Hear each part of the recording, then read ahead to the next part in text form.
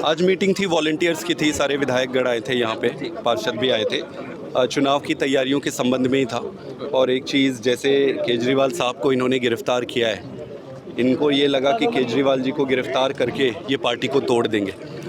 Bharatiya Janata party को ये नहीं मालूम है कि असली उद्गम, भारतीय जनता पार्टी को ये नहीं मालूम है कि आम आदमी पार्टी का असली उद्गम पंजाब है। और जो पंजाब वीरों की धरती रही है, यहाँ पर ऐसे कोई धमकी दे के, डरा के, जेल में डाल के अगर पंजाब के लोगों को कोई तोड़ सके, ऐसा कोई पैदा नहीं हुआ है। पंजाब में पार्टी मजबूत है, हर जगह पार्टी मजबूत है। केजरीवाल जी को ये जो मर्जी करे, केजरीवाल जी हर घर में है, हर घर में एक केजरीवाल है। तो चुनाव भी जीतेंगे। और चुनाव इम्पॉर्टेंट नहीं है, मेरा ये मानना है कि देश इम्पॉर्टेंट है। चुनाव के लिए देश के साथ विश्वासघात मत करो, ईडी सीबीआई का दुरुपयोग मत करो। देश के लोग, आज आप किसी भी माँ बहनों से जाके पूछो, कोई अपने बच्चे को राजनीति में नहीं भेजता। क्यों नहीं भेजते? वो कहते जी राजनीति गंदी है, राजनीति गंदी है। कोई ऐसे करेंगे, अगर जेल में डालेंगे बच्चों को, सही लोगों को, शरीफ लोगों को, तो कोई क्यों अपने बच्चे को भेजेगा? पूरे देश के भविष्य पर इसका असर पड़ता है। मैं प्रधानमंत्री जी से निवेदन करूंगा कि प्रधानमंत्री जी, देश की जनता ने आपको इतना वोट दिया है, इतना ईडी सीबीआई, खरीद फरोख्त, खरीद बिक्री, चोरी, चुनाव चोरी करने के बजाय आप उतना अच्छे काम कर लो। आप अच्छे काम करोगे, आपको वैसे ही आ जाएगा। जितने स्कूल केजरीवाल बनाते हैं, आप डबल बनाओ।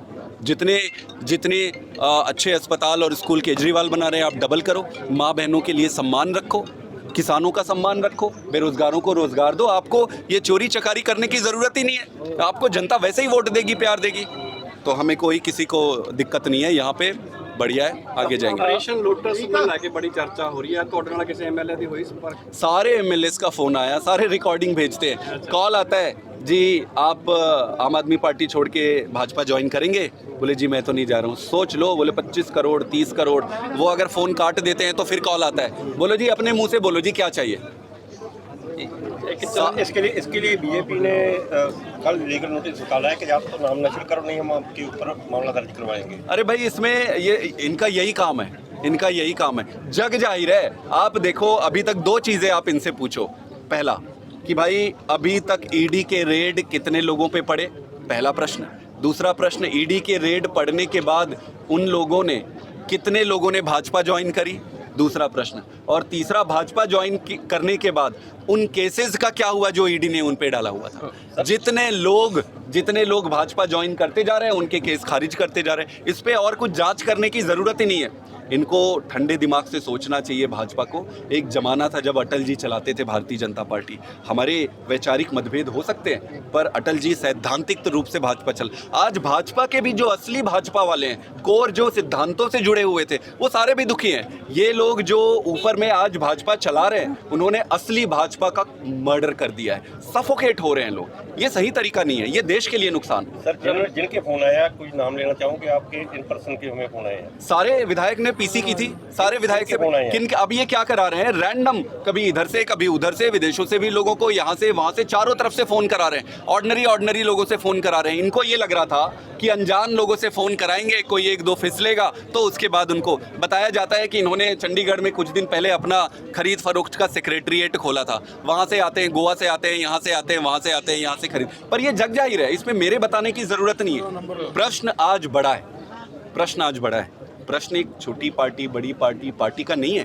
पार्टियां आती रहती है, पार्टियां जाते रहती है, चुनाव होते रहते हैं यार। अभी चुनाव आया है, 5 साल में फिर चुनाव आ जाएगा, फिर थोड़े दिन में चुनाव आ जाएगा, फिर तो आप एक चुनाव के लिए देश को बर्बाद नहीं कर सकते। आप एक चुनाव के लिए देश की व्यवस्थाओं को बर्बाद नहीं कर सकते। आप हमें हराओ ना चुनाव में, हमें कोई दिक्कत नहीं है। आप अच्छे काम करो, हराओ।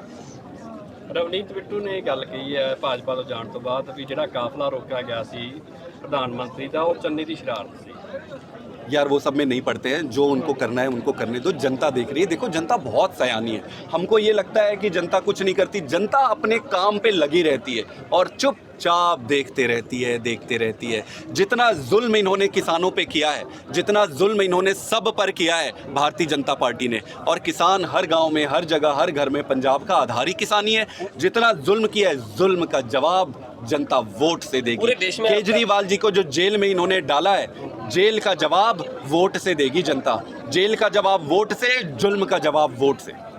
कांग्रेस के साथ आपका बहुत जगह पे गठजोड़ है, इंडिया गठजोड़ है, तो पंजाब में कैसे चलेगा? पंजाब में फिर अलग अलग है सब कुछ। देखिए, राजनीतिक परिस्थितियों के हिसाब से ये देखा गया कि देश में आज देश को भारतीय जनता पार्टी से मुक्त कराना बहुत ज़रूरी है। इसमें हमारे अपने राजनीतिक हित शामिल नहीं है। देश के कारण अपने छोटे छोटे राजनीतिक हितों को दरकिनार करके, जैसे दिल्ली में हमारी सरकार है, हमारे पास इतने एमएलए हैं, लेकिन हमने वहाँ पर जगह छोड़ी है कांग्रेस के लिए। प्रश्न ये नहीं है कि हमें फ़ायदा है या नुकसान है, प्रश्न ये है कि देश को फ़ायदा है या नुकसान है। भारतीय जनता पार्टी से आज देश को मुक्त कराना बहुत ज़रूरी हो गया, नंबर 1। नंबर 2, पंजाब में भारतीय जनता पार्टी का कोई ज़्यादा वजूद है नहीं, थोड़े जगह पर थोड़े मोड़े हैं। यहाँ पर उनके लिए आम आदमी पार्टी और कांग्रेस के गठजोड़ का कोई मतलब नहीं है। एक पक्ष में है, एक सरकार में है और एक विपक्ष में है। यहाँ पर कोई ज़रूरत नहीं है, दोनों अलग अलग चुनाव लड़ रहे हैं। आम आदमी पार्टी अपने सिद्धांतों को लेकर जा रही है। और एक चीज़ मैं स्पष्ट कर दूँ, नेशनल लेवल पे गठजोड़ है, इसका मतलब हमारे सिद्धांत एक है ऐसा नहीं है। हमारी आइडियोलॉजी अलग अलग है, हमारे सिद्धांत अलग है, हम अलग पॉलिटिकल पार्टी।